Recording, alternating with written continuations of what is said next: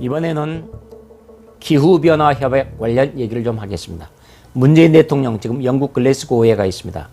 제26차 UN 기후변화 협약, 영어로 COP, COP26이라고 합니다. 이 UN 기후변화 협약에 가서 대한민국이 탄소를 감축하겠다라고 얘기를 했는데, 내용이 뭐냐면은 2030년, 앞으로 8년 남았죠. 9년 남았죠. 2030년까지 국가 온실가스 감축 목표, 우리나라의 목표는 2018년을 기준으로 했을 때 탄소 배출량 40%를 줄이겠다. 그러니까 2018년 기준보다 40%의 탄소를 줄이겠다라고 지금 국제사회에다가 얘기를 한 것입니다. 그런데 탄소가 어디서 나옵니까? 연료를 태우면서 나오는 것이죠.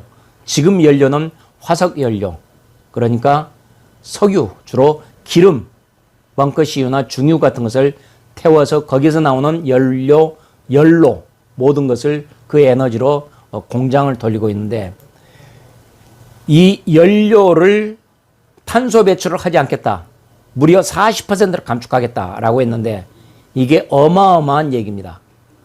국민 여러분들께서는, 시청자들께서는 직접 피부로 와닿지 않을 수가 있습니다. 그러나 기업하는 사람들, 이쪽 관계된 사람들은 심각한 문제입니다.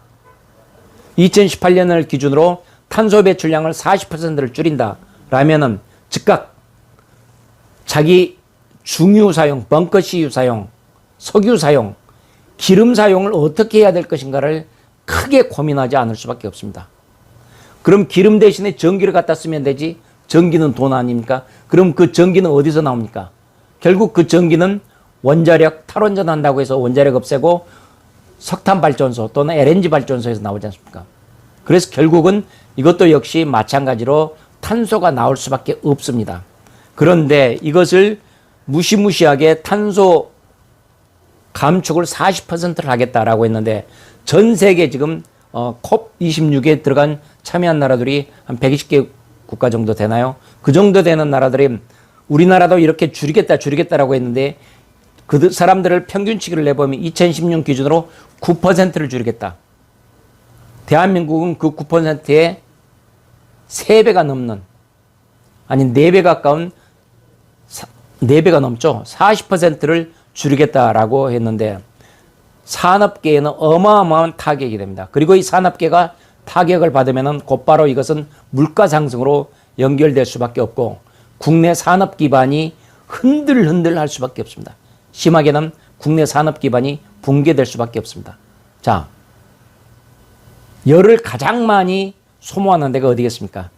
제철 산업이죠. 왜냐하면 용광로를 통해서 철을 만들어야 되니까요. 그 포항제철이 우리나라에서 탄소 배출이 가장 많습니다. 포항제철, 현대제철, 제철 산업 당장 타격 입어야 됩니다. 그 다음에 많은 게 석유화학 계통입니다. 석유화학 업체들, 삼성 디스플레이, LG 디스플레이, LG 화학, 롯데 케미컬, 이런 석유화학 업체들 당장 이렇게 지금 어마어마하게 압력받아야 되고요. 그 다음에 또 하나, 정유사, 원유를 가져다가 이걸 가열을 해서, 열을 가해서 각각 열에 따라서 기름을 이제 종류로 나누지 않습니까? 그래서 정유사, SK에너지 있죠, GS칼텍스 있죠, S오일 있죠, 현대오일뱅크 있죠. 이런 정유사들도 즉각 타격을 받게 되어 있습니다. 그 다음 반도체, 삼성전자랄지 SK하이닉스랄지, 이 반도체에서도 모든 것을 다 거기는 전기로 움직여야 되니까 어마어마한 이 전기를 통한 탄소 배출, 이 부분이 연결이 될 수밖에 없습니다. 그리고 시멘트 업체, 쌍용양회, 성신양회, 시멘트 업체도 어마어마한 열을 사용하게 됩니다. 자, 이렇게 지금 우리나라의 기간 산업들이 전부 다 이 탄소 중립 선언 때문에 매우 힘들게 됐습니다. 그리고 특히나 문재인 대통령이 영국에 가서 탄소 감축 목표를 40%로 하겠다라는 어마어마한, 아주 참 이런 달성 불가능한 희한한 이런 목표를 제시를 해서 우리 산업계는 대단히 어렵게 돼 있습니다. 문재인 대통령이 자신의 성과라고 내세우기 위해서 이렇게 포장을 했을지 모르지만 국내 산업, 곧바로 국민의 물가 상승으로 연결되는 이 국내 산업에는 치명타가 될 것입니다. 그래서 제가 지금 이 이산화탄소 온실가스 배출 감축 40%가 잘못된 것이다 라고 얘기를 한 것입니다.